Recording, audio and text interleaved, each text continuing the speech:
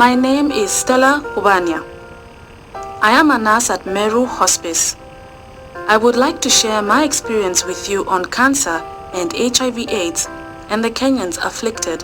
Among them, a 15-year-old boy, Cobia, a 36-year-old mother, and an 80-year-old grandmother, Magdalene Gaitega. Margaret Katabi was brought to us at the hospital one cold morning in September 2005. With advanced HIV/AIDS, we placed her in our home visit program immediately and proceeded to visit her on follow-ups and drugs administration to her home, where she was to live in her last days with her 2 children and aged father. On our visit, we used to buy her bread and milk just in case we found she had not eaten for the day. Also, most of the opportunistic diseases need a full stomach, and usually there was no food. After several visits, a friendship grew. Twice we had gone with a journalist. Margaret was getting better and healthier, and you could see her welcoming happiness in her eyes. Her health had its ups and downs.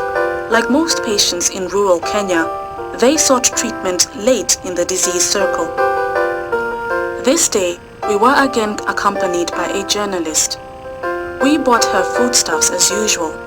I recalled the last visit she was looking even better. Finally, we could see the good results. Her CD count was higher. We drove to that very steep hill as far as our vehicle could go. The rest of the long 100 meters to the house is a taxing hilly walk. I was carrying my drug case.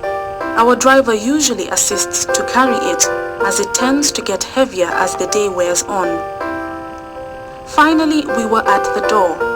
I knocked, and sometimes you could hardly hear her karibu. It usually was almost muted due to her failing health.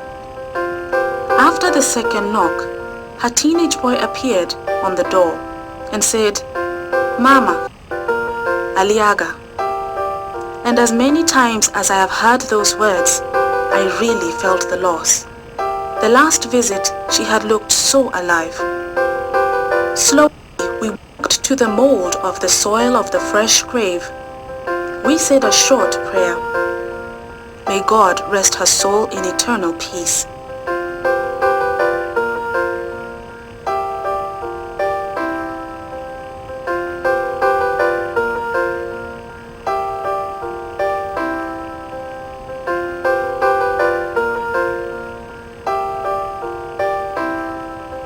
This experience was to be repeated over and over again for Cobia.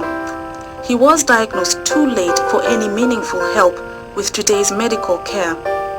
He also passed away after 3 months' care.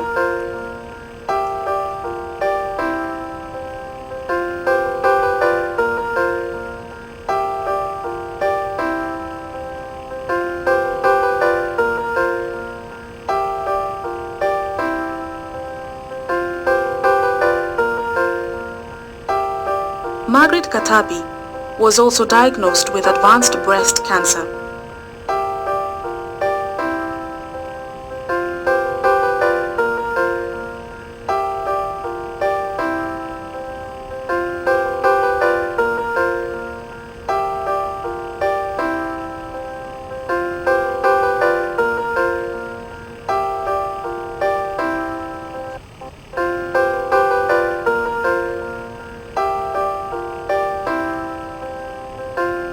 This is but a few of the patients we care for at Meru Hospice and other hospices around the country.